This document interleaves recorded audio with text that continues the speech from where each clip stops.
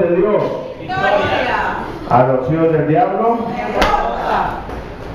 están derrotados los hijos del diablo. Vamos a honrar a nuestro Padre Celestial, a nuestro Señor Jesucristo y al Espíritu Santo de Dios con esta palabra, amado hermano, en Mateo 23. Amén. Bendito sea Dios. Hay poder en Jesús. La sangre de Cristo tiene poder, hermanos. Bendito sea Dios. Amén. ¿Quién vive? A su nombre. A los hijos de Dios. A los hijos de Dios. A los hijos del diablo. Y dice la palabra de Dios. 23. Mateo 23, amado hermano. Vamos a pedirle que apaguen sus celulares, por favor, no estén perturbando. Amén. Todo el mundo con sus celulares apagados, no se les olvide. Viene a la casa de Dios, tiene que dar afuera sus celulares. Bendito sea Dios. Amén. Y dice la palabra de Dios, honrando a nuestro Padre Celestial, a nuestro Señor Jesucristo y al Espíritu Santo de Dios.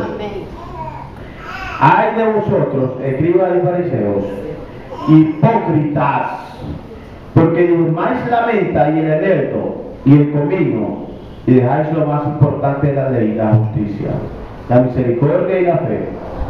Esto era necesario hacer sin dejar de hacer aquello. Bendito sea Dios.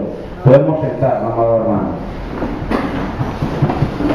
Sea el Espíritu Santo ministrando a nuestro pueblo y a través de internet esta prédica.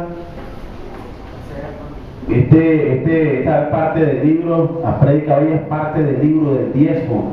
Vamos a hablar del diezmo que está en internet y lo vamos a predicar hoy para que pueda entenderse en qué consiste el diezmo realmente, hermano.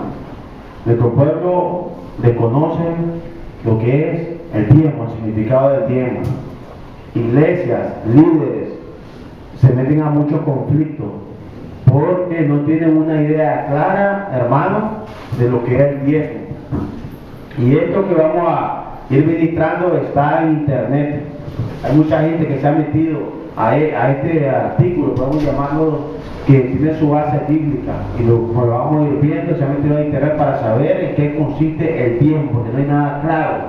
Y aquí lo abordamos desde el inicio, amado hermano, hasta el fin, desde el Viejo Testamento hasta el Nuevo Testamento, porque muchos piensan que el diezmo no está dentro de los planes de Dios. Pero estamos viendo en la lectura de hoy en Jesús cómo nos está diciendo que es necesario diezmar la menta, diezmar el eneldo, en el tiempo en que los fariseos, los judíos, los sacerdotes lo hacían, pero que también había que tener misericordia, acordarse de la justicia. El mismo Jesús nos está diciendo que el diezmo no existe, que es necesario, dice el diezmo, pero también que es necesaria la justicia. Entonces en el Nuevo Testamento vemos cómo Jesús, el Hijo de Dios, afirma la necesidad del diezmo. Amén, hermano.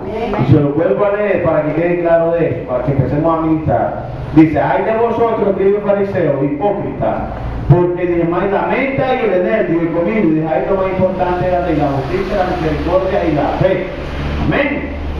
Dice: esto era necesario hacer, dice, sin dejar de hacer aquello. ¿Qué es aquello? El diezmo. Es necesario la justicia, la misericordia, pero también dice que es necesario el diezmo. Amén.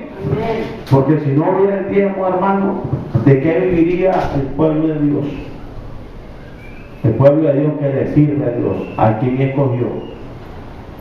Y él lo escogió de esa manera para servirle. Vamos a ir viendo aquí, vamos a ir leyendo esta parte y ministrando, porque está ministrado por el Espíritu Santo. Dice: el diezmo es algo establecido como ley, es obligatorio, no es voluntario, es exigido. Es la relación financiera con Dios. Él nos provee de todo a cambio de darle o regresarle la décima parte de lo recibido, significando la sociedad que Él establece con los que cumplen esta ley. Él viene a ser nuestro socio, genera toda la ganancia, pero solo recibe el 10% de los ingresos. Es un vínculo precioso de fe, en que en la parte de la riqueza de este mundo, donde tenemos que sobrevivir o vivir mientras damos cuenta de nuestro actuar en esta tierra, el asunto del diezmo en la iglesia ha ocasionado muchos problemas, incluso la destrucción o división de congregaciones, por no saber realmente el origen, su propósito, qué es, a quién pertenece el diezmo o cómo se debe usar. A nuestro ministerio han llegado pastores jóvenes con miembros u ovejas de muchos tiempos en la iglesia a consultar o exponer problemas de este tipo, por cuanto en algunos casos los diezmos les son dados de forma condicionada por muchas razones. Una de ellas es porque la congregación se daba cuenta de que el pastor le daba de comer a su hermano, que no trabajaba. Y según ellos, al citar la Biblia, el pastor no tenía por qué darle de comer, porque si no trabajaba no tenía derecho a comer. Y hubo un momento que le retuvieron los diezmos por acuerdo de la congregación. En otros casos nos ha tocado ver iglesias de mucho tiempo, de fundadas y congregación grande, donde el pastor de mucha experiencia ha decidido compartir sus diezmos, estableciendo porcentajes con algunos líderes, miembros de la iglesia, como su esposa, el copastor, el tesorero y algunos otros líderes, generando conflicto en la repartición de los diezmos. Sobre todo cuando el pastor, de parte de algunas ovejas o hijos espirituales, les son dados los diezmos de forma directa o personal, sin pasar por el alfolí, siendo cantidades importantes, genera inconformidad y discusión entre el copastor, tesorero y hasta la esposa, al punto de robarse parte de los diezmos el que los recoge, para compensarse él lo que el pastor no comparte con él o con los demás. Recordemos que los diezmos están destinados a los levitas, descendientes de Leví, hijo de Jacob, quienes fueron escogidos por Dios para el servicio del templo. Dios dijo: los levitas son míos, y los apartó. En este sentido, los diezmos en nuestro medio tienen que sustentar o pertenecer a los encargados a tiempo completo de la obra de Dios. El pastor debe compartirlo con su esposa, siendo ella la ayuda idónea, y pastora o profeta de Dios casi siempre, que atiende a las ovejas mujeres. Está orando con el pastor, está entregada a la obra de Dios totalmente, no quiere destruirla, como casos que hemos conocido. El diezmo puede compartirse también con los líderes que estén sometidos a tiempo completo en la obra de Dios dentro de la iglesia, bajo la dirección del pastor principal. Este es el sentido del diezmo que nos enseña la Biblia: la herencia de Dios para los que le sirven a tiempo completo, evitando contaminarse con las cosas de este mundo. Ser santos, cuidar la santidad, someterse, estar en el templo en lugar de realizar un trabajito extra o algo parecido. Estar claro y convencido que pertenece exclusivamente a los obreros que trabajan en la miel del Señor, trabajadores exclusivos de Dios. Cuando nos entregamos a la obra de Dios enteramente, venimos a ser como los levitas para Dios. Él se agrada que le sirvamos, quiere que estemos bien y nada nos falte. Él manda que nos alimentemos bien. A mí me lo ha mandado, que descansemos bien, que vivamos sin preocupaciones de alimento, de vestidos, de deudas. Por esto es su herencia terrenal, el diezmo, a quienes le sirven de corazón. En ocasiones la congregación, de forma soberbia, pide cuenta al pastor del uso de su diezmo, llegando al punto muchas veces de ir a los tribunales de justicia a pedir rendición de cuentas, o al extremo de acusar penalmente al representante de Dios. Yo como abogado, cuando andaba en el mundo como abogado, yo vi muchos casos de esto, donde el pastor era acusado. Yo no entendía de estas cosas, pero yo sí vi muchos casos de iglesia, le sometían a los tribunales terrenales a discutir los diezmos, y se había la ofrenda que supuestamente el pastor se había tomado sin darse cuenta a ellos. Otros pastores, para evitar ese problema, prefieren no pedir ni exigir, como lo manda la palabra, los diezmos de Dios, citando al apóstol Pablo, quien pedía que le perdonaran el agravio de no ser carga de los cristianos o de la iglesia. Él le decía: Pablo, perdónenme ese agravio. Sabía que era un agravio no aceptar los diezmos.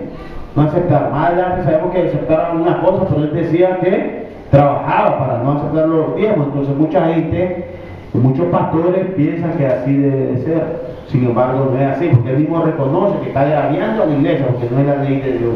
El mismo apóstol lo reconoce y pide perdón por eso. De esta forma, estos pastores están agraviando, muchos pastores que no trabajan con el diezmo, están agraviando también la ley del diezmo que el mismo Jesús ratificó, lo cual veremos más adelante, lo hemos leído en la palabra de Dios. Al hacer esto, los pastores que tampoco diezman, por no pedir diezmo y del fruto de su trabajo lo hacen, caen en un acto de soberbia, al no querer recibir de los miembros de su iglesia lo que Dios manda, envaneciéndose al trabajar para comer y demostrar así que comen porque trabajan, como si le fuera aplicable a ellos esta parte de la palabra. Ellos piensan que esta parte de la palabra le es aplicable a ellos, pero no es así, hermanos.